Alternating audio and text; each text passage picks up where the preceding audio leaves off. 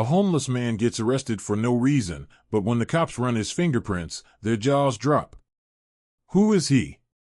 And why has he been missing for 10 years? The truth will shock you. The streets of Harpersville were eerily quiet that night. A thin layer of mist hovered over the sidewalks, illuminated only by the flickering glow of old streetlights. Officer Blake Kramer and his partner, Zachary Lancaster, had been patrolling this area for years, but something about tonight felt different. The air was thick with an uneasy tension. As they drove past the small, abandoned park near the edge of town, Blake's gaze caught a lone figure sitting on a weathered bench beneath a broken lamp. The man was hunched forward, hands resting between his knees, his face barely visible beneath the hood of his tattered jacket. He wasn't panhandling. He wasn't moving. He was just sitting there. Zachary slowed the cruiser. "You see that guy?" "Yeah," Blake muttered.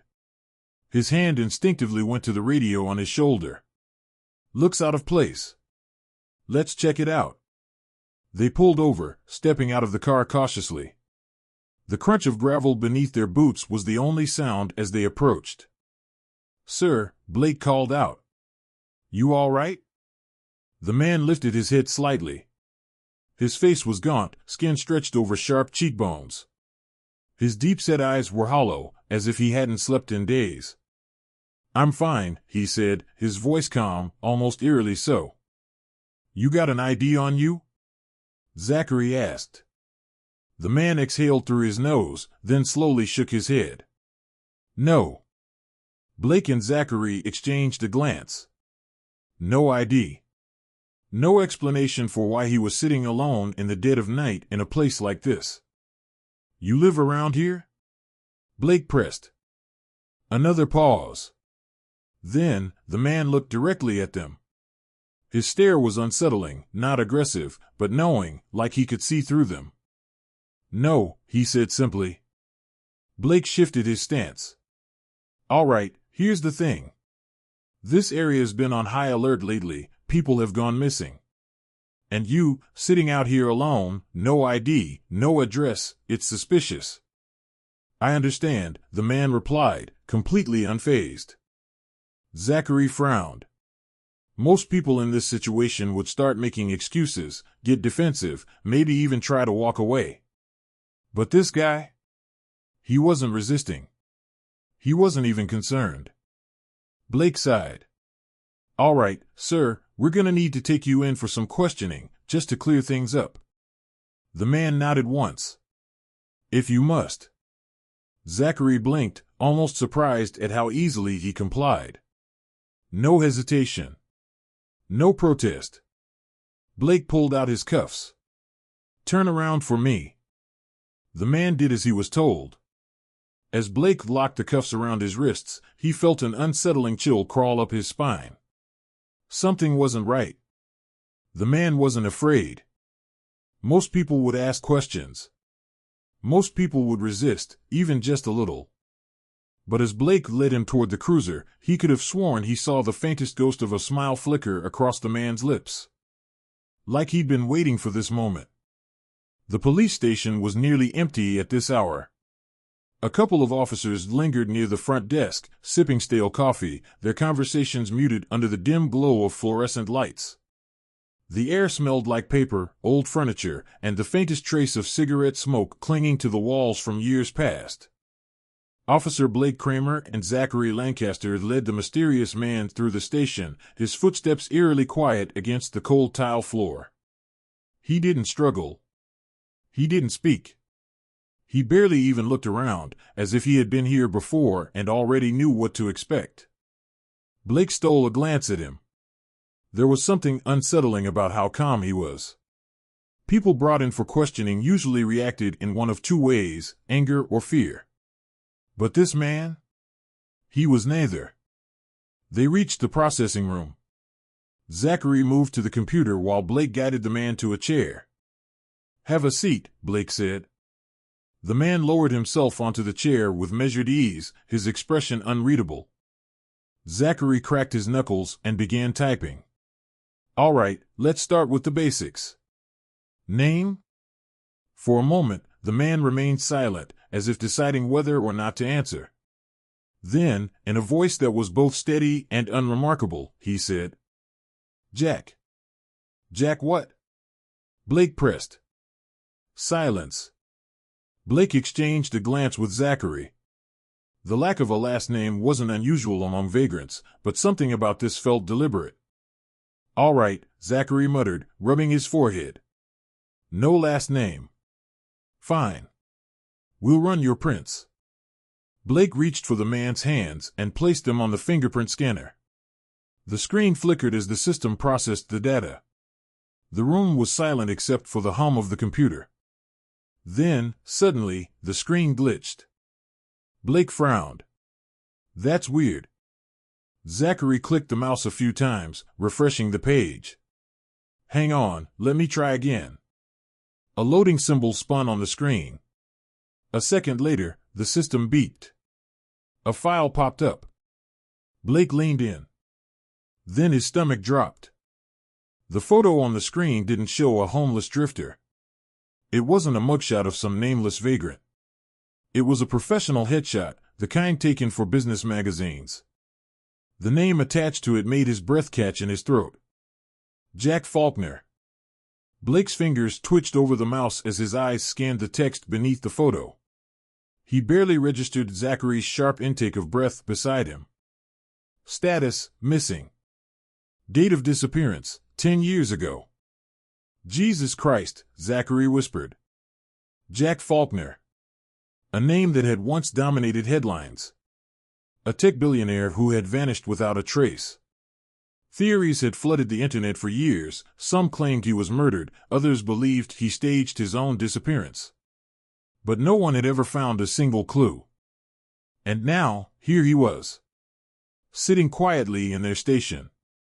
Wearing a tattered jacket. Like he had never been gone at all. Blake turned his gaze to the man in front of him, suddenly seeing him in an entirely new light. "You want to tell us what the hell is going on?" he asked, his voice lower now, more cautious. Jack Faulkner only smiled faintly. "I told you," he said, his voice calm, almost amused.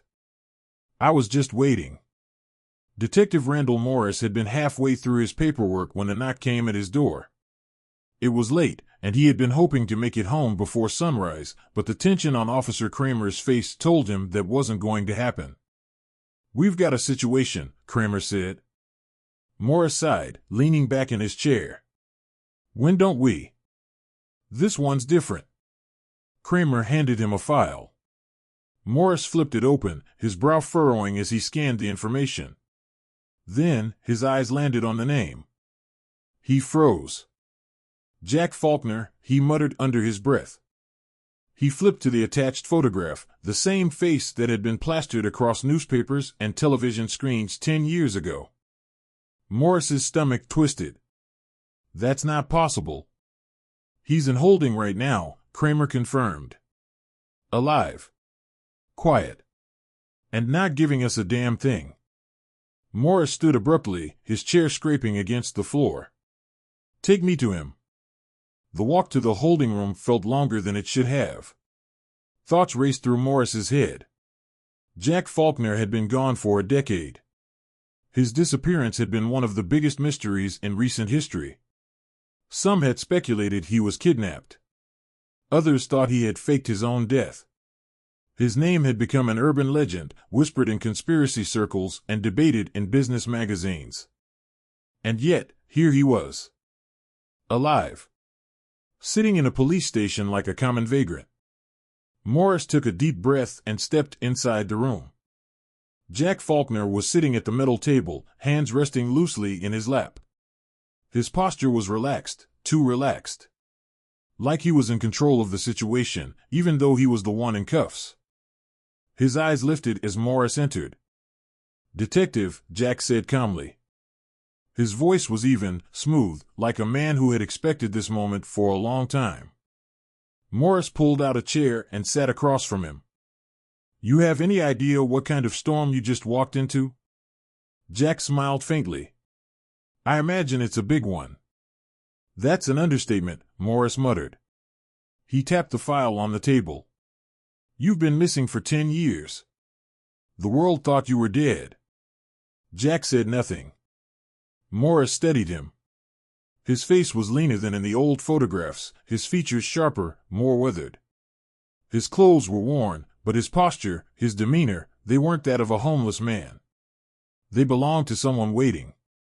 Someone who knew more than he let on. Morris exhaled, leaning forward. Where the hell have you been? Jack tilted his head slightly. You wouldn't believe me if I told you. Morris narrowed his eyes. Try me. Jack's gaze locked onto his, unwavering. I've been running, he said simply. From what? Jack leaned back slightly, his expression unreadable. From the people who don't want me found. Morris felt a chill creep up his spine. Who? He pressed.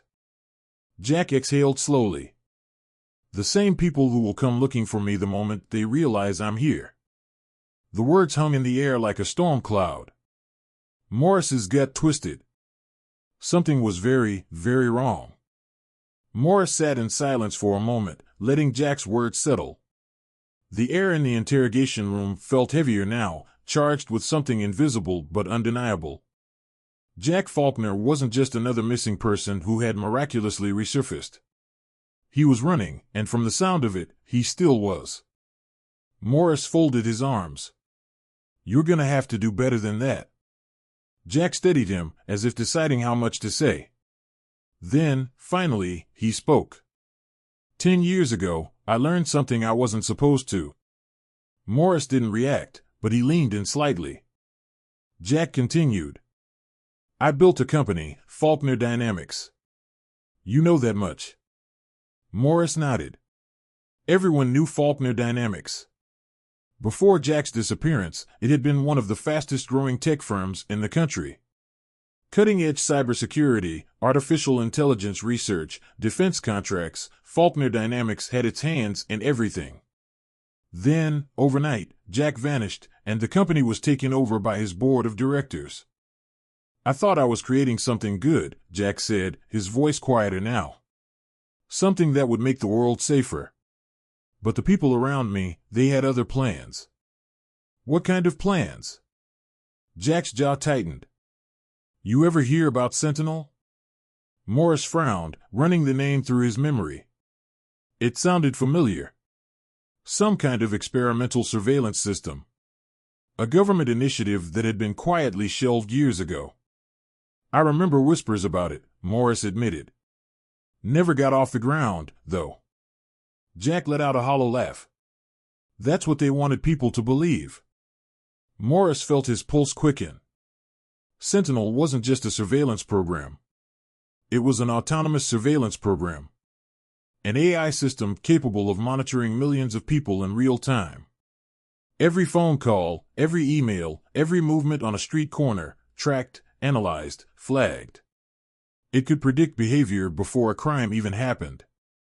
Morris felt his stomach turn. You're saying they built a pre-crime system? Jack nodded. And they were planning to sell it to the highest bidder.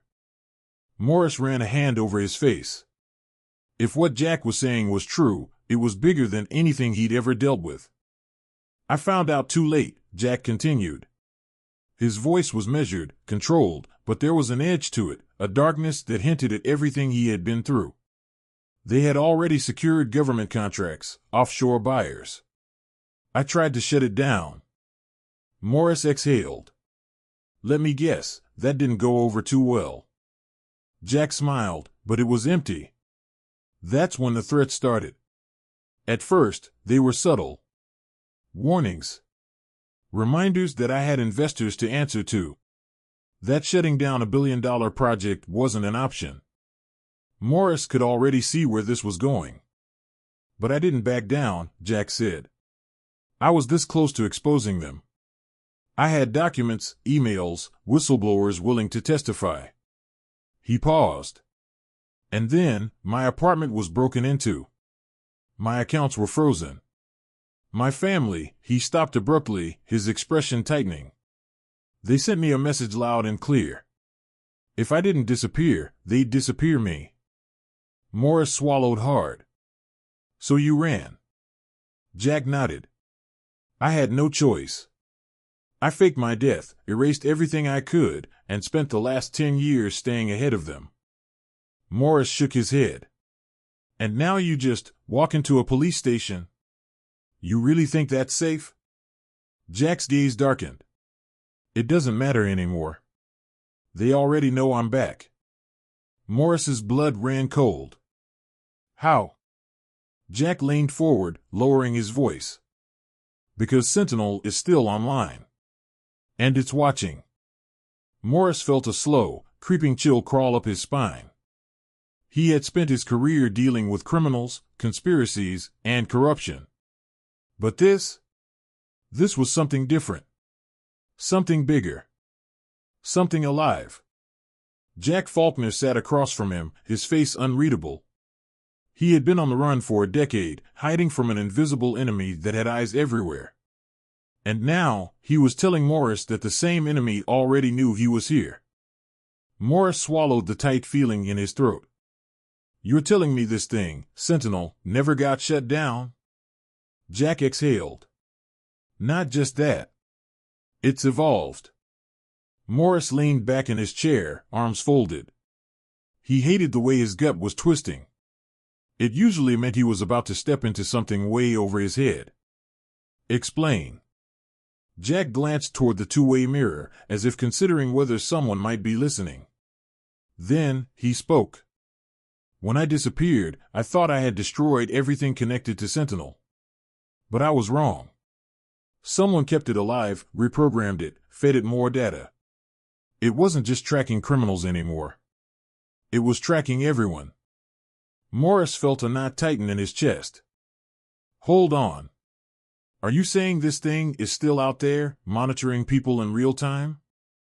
Jack nodded. Not just monitoring. Deciding. Morris frowned. Deciding what? Jack's expression darkened. Who lives? Who disappears? Silence settled between them. A heavy, suffocating silence. Morris ran a hand down his face. Jesus Christ. Jack leaned in, his voice lower now. It's why I had to come back. I found something, proof that Sentinel wasn't just spying. It's been eliminating people. Whistleblowers. Activists. Journalists. Even high-ranking officials who tried to expose it. Their deaths? All labeled as accidents, suicides, natural causes. But I traced the patterns. Every single one of them was flagged by Sentinel before they vanished. Morris felt his hands clench into fists. He had seen his fair share of dirty politics, but this was on a whole different level. Jack exhaled. I have files. Names, locations, evidence that connects everything. And I know exactly who's behind it. Morris's eyes narrowed. Then why are you sitting here telling me this?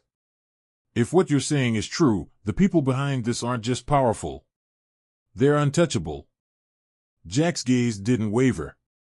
They're not untouchable, he said. They're just protected. And if I go public the right way, they won't be able to hide anymore. Morris exhaled sharply, shaking his head. This is insane. Jack tilted his head. Is it? Morris hesitated. His gut told him that every word Jack was saying was crazy. But another part of him, the part that had seen how easily powerful people could manipulate the system, believed him. And that terrified him. A knock at the door made both men tense. Morris turned toward it. What? Officer Kramer stuck his head inside, his face pale. We've got a problem. Morris frowned. What kind of problem? Kramer swallowed. Someone's trying to wipe our system. Morris's blood went cold. What do you mean wipe? The arrest record. His fingerprints. The security footage. Everything we just logged into the system, it's disappearing. Morris shot to his feet. Who the hell is doing it? Kramer shook his head. We don't know. It's not coming from inside the station. It's external. Morris's heart pounded. This wasn't just some corrupt corporation covering its tracks. This was Sentinel. And it had just found Jack. Morris's pulse hammered in his ears. He turned sharply to Jack, whose expression remained eerily calm, as if he had expected this. "How fast is it happening?" Morris asked, shifting his focus back to Kramer. Kramer ran a hand through his hair, clearly rattled. "It started a few minutes ago. First, Faulkner's arrest record vanished. Then, his fingerprints, gone. Now, every piece of security footage from the last hour is being erased. It's like he was never even here." Morris didn't hesitate. He yanked open the door and stepped into the hallway, his voice cutting through the tense silence of the nearly empty station. "Lancaster." Zachary Lancaster, still seated at the front desk, spun in his chair. "Yeah?" "Lock down the damn system. Cut all external connections now." Lancaster blinked in confusion. "What?" "Just do it," Morris barked. Lancaster cursed under his breath and started typing furiously. But Morris already knew it was too late.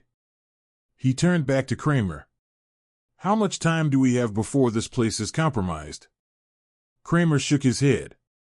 "I don't know. If they're already inside our system, they could do more than just wipe records. They could shut everything down.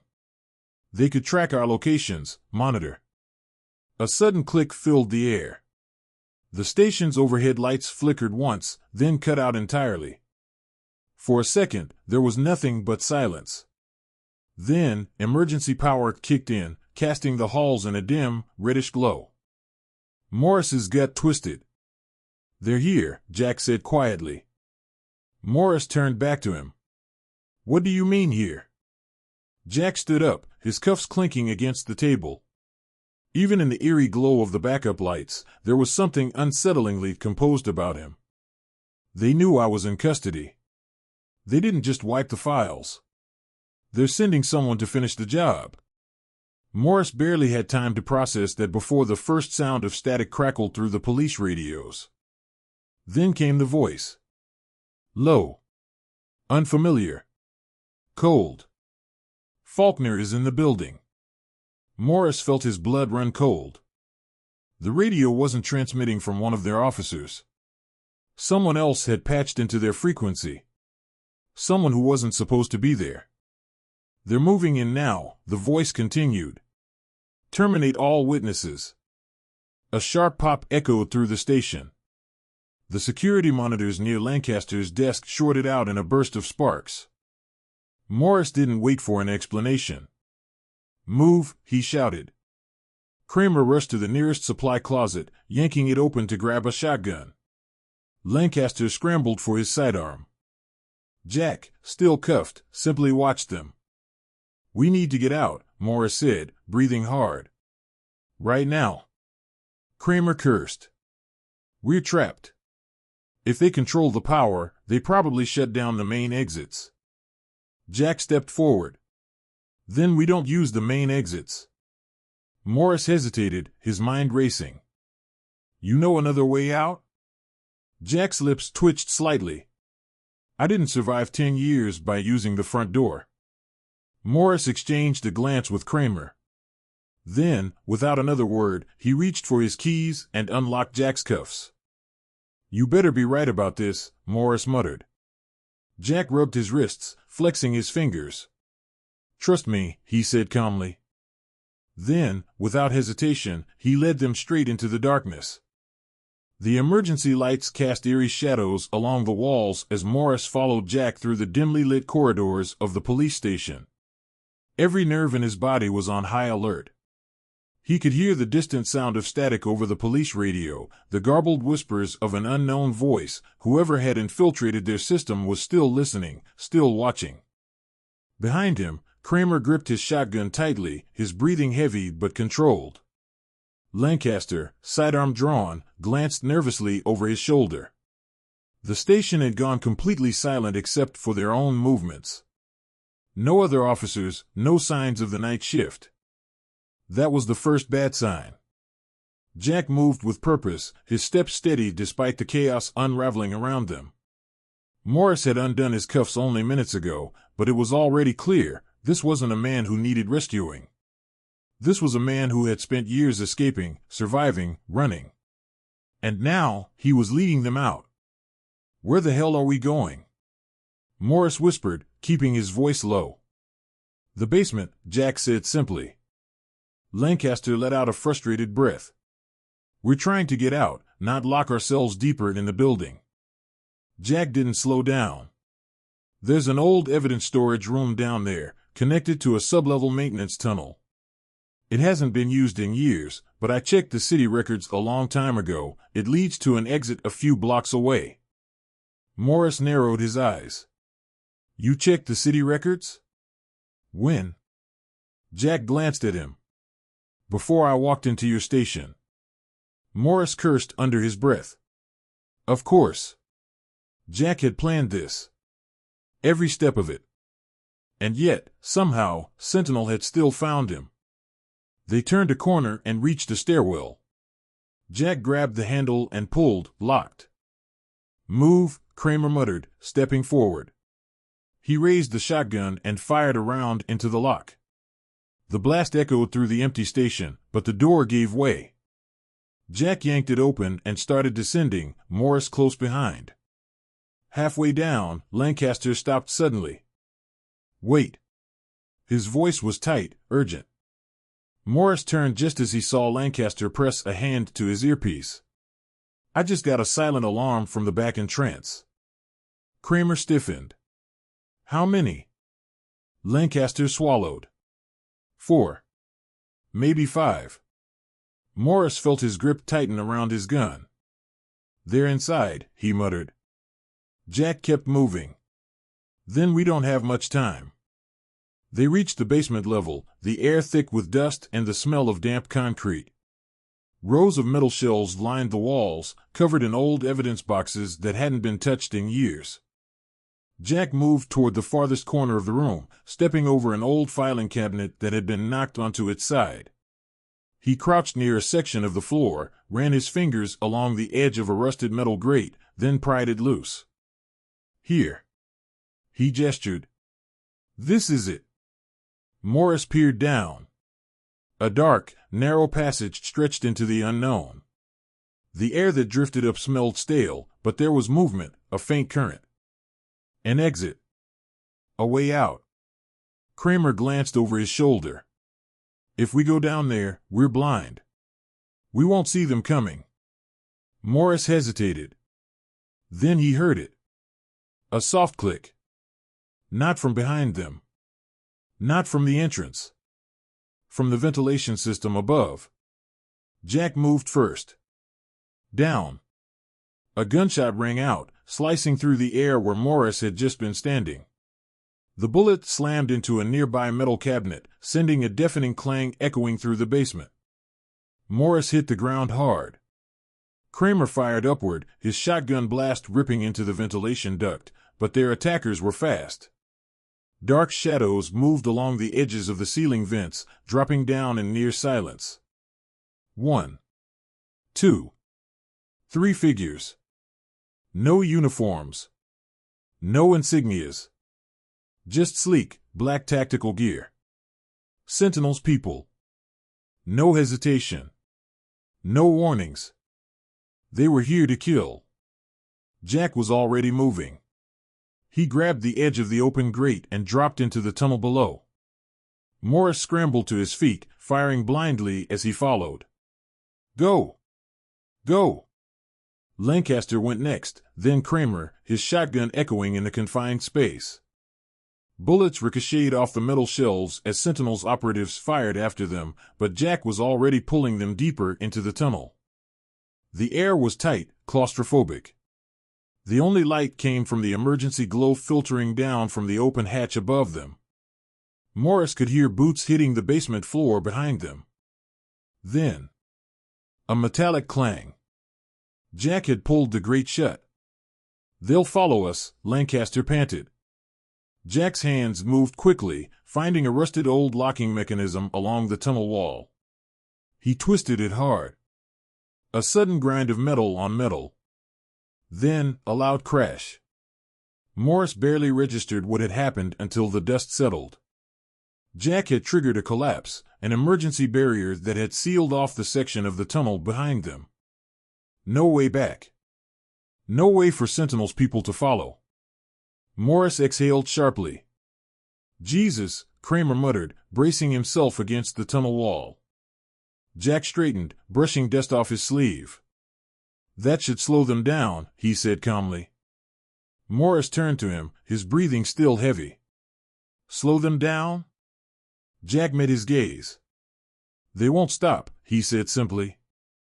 Morris wiped the sweat from his forehead. Then let's make sure we finish this before they catch up. Jack nodded. Then we keep moving. The tunnel stretched ahead, dark and narrow, the air thick with dust and dampness. Their footsteps echoed against the concrete as they moved quickly, keeping their voices low. The emergency lights from the police station had barely reached this far. Now they were relying on the dim glow of a single flashlight Lancaster had clipped to his vest. Morris's heart was still hammering from the gunfight above. His mind raced with everything that had just happened. Sentinel wasn't just some theoretical threat anymore, it was here, real, breathing down their necks, willing to wipe out an entire police station just to erase one man. Jack Faulkner. Morris stole a glance at him as they moved. The man barely looked shaken. His face was unreadable, his movements precise. He had led them into the tunnel like he had known this escape route for years. And maybe he had. They reached a fork in the tunnel. Jack didn't hesitate, he turned left. Morris frowned. How do you even know where we're going? Jack kept walking. I told you, I planned for this. That's not an answer, Morris shot back. Jack slowed for a moment, exhaling. When I first disappeared, I memorized every underground passage in this city. Subways, maintenance tunnels, old drainage routes. Places no one would think to look. Morris narrowed his eyes. You really lived like a ghost for 10 years, huh? Jack gave a small, humorless smirk. You don't survive people like Sentinel by being reckless. Up ahead, the tunnel sloped upward. The air felt fresher, less stale. Jack stopped near a rusted old access door, feeling along the metal surface until his fingers found a latch. This leads to an abandoned building 2 blocks from here, he said. It used to be a warehouse before the city shut it down. No security. No cameras. Morris glanced back down the tunnel. No sounds of pursuit, yet. But that wouldn't last. We need to move, Jack urged. Kramer and Lancaster helped pry the door open. A burst of cold air rushed inside as they stepped into a darkened, cavernous space filled with old, rotting crates. The faint outlines of broken machinery loomed like shadows. Jack turned to Morris. We have about 10 minutes before they track us here. Morris clenched his jaw. Then we need to figure out our next move now. Jack reached into his coat and pulled out a small, weathered flash drive. This, he said, holding it up, is everything. Morris stared at it. You had this the whole time? Jack nodded. It's a dead man's switch. The moment I go missing, or worse, this gets leaked. But I'd rather do it before that happens. Kramer crossed his arms. And what exactly is on it? Jack's voice was steady. Names. Contracts. Payments. A direct link between Sentinel and the private firms running it. More than that, I have proof Sentinel isn't just a passive surveillance system. It's actively eliminating people. Morris exhaled slowly. And where were you planning to send this? Jack hesitated for the first time. That's the problem. Kramer scowled. Don't tell me you went through 10 years of hell and didn't think that far ahead. Jack met his gaze. I did. And every journalist I trusted? Did. Every government contact? Disappeared. Every safe channel? Burned. A heavy silence settled between them. Morris rubbed his temples. So what the hell do we do? Jack clenched the flash drive in his fist. We go public, he said. Morris looked at him warily. Public how? Sentinel controls the media. The second you try to post this online, they'll wipe it. Jack gave him a small, almost defiant smile. Not if we make it too big to contain. Kramer frowned. Explain. Jack took a breath. We don't just send it to one journalist. We send it to thousands. We flood newsrooms, online forums, whistleblower sites. We go live, right now, on every platform we can find. We don't give them time to stop it. We make it impossible to bury. Morris hesitated. It was dangerous. Insanely dangerous. If Sentinel was willing to send hit squads to wipe out a police station, what would they do if the entire world found out about them? But then he thought about the officers still inside that station. The ones who were probably dead now, just because they happened to be working the night Sentinel decided to clean up a mess. He looked at Jack. All right, Morris said. Let's burn them down. Jack nodded once. Then, without another word, he pulled out a burner phone, connected it to the drive, and started uploading. Lancaster tapped into his own device. I'll get into a few police channels, make sure this spreads before they can shut it down. Kramer cracked his knuckles. I'll watch the exits. Jack's fingers moved quickly, opening multiple encrypted channels, linking the files to whistleblower platforms, sending live emails to journalists, activists, even government watchdogs. Morris exhaled. There was no going back now. The first upload bar hit 100%. Then the second. The third. Jack checked his watch. 2 minutes until the bulk of the data reaches secure servers. Morris gripped his gun tighter. They're coming. And as if on cue, the distant sound of screeching tires echoed from the street outside. Headlights flashed through the warehouse windows. Then, a low, mechanical hum. Jack stiffened. Drone. Morris cursed under his breath. Kramer turned. We need to go now. But Jack didn't move. He stared at the final upload bar, the last file transferring at 96%. Morris grabbed his arm. Jack, we have to. A bright red laser dot appeared on Jack's chest. Morris barely had time to react before the shot rang out. Jack stumbled back, a sharp gasp escaping his lips. Morris caught him before he could hit the ground. Jack. Jack clutched his side, blood seeping through his fingers. His breathing was shallow, but his eyes were locked on the screen. 99%. The hum of the drone grew louder. More red dots danced across the walls. Sentinel wasn't letting them leave. And then, the upload hit 100%. The phone beeped. Jack let out a shaky breath. It's done. Kramer fired at the drone, shattering it before it could fire another shot. We move now. Morris hoisted Jack onto his feet, gripping his arm as they sprinted toward the back exit. Lancaster kicked the door open, and cold night air rushed over them as they spilled into the alley. A second shot rang out, this one missing by inches. But it didn't matter anymore. The files were out. Sentinel was exposed. Jack, still pressing a hand to his wound, gave a faint, pained smile. They can't stop it now.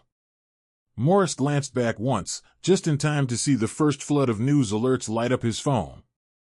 And for the first time that night, he allowed himself to believe that maybe, just maybe, they had won. This story is more than just a thriller about a man on the run. It's a reflection of power, control, and the cost of truth. Jack Faulkner's journey is one of survival, but also of sacrifice. He spent 10 years living in the shadows, not just to stay alive, but to gather the one thing that could bring his enemies down, proof. The ending is both victorious and uncertain. Yes, the truth is out. Yes, Sentinel has been exposed. But does that mean the fight is over? Not necessarily. When systems like Sentinel exist, when the people who created them have unlimited resources and influence, a single leak might not be enough to erase them completely. That's what makes Jack's decision so powerful. He knows he may not live to see the full fallout of his actions. He knows the people behind Sentinel will do everything they can to suppress, discredit, or even twist the truth. But he does it anyway. Because somebody has to take that first step. Morris, Kramer, and Lancaster aren't just bystanders, they represent something bigger. They start as skeptical, ordinary cops, caught up in something far beyond their understanding. But by the end, they make a choice, to fight back, to stand on the right side of history, even when it puts them in danger. In the end, the story isn't about whether Sentinel is truly defeated. It's about the idea that the truth matters. That exposing corruption is never easy, but it's necessary. That the only way to dismantle a system built on secrecy is to drag it into the light. And maybe, just maybe, that light is enough to spark something bigger.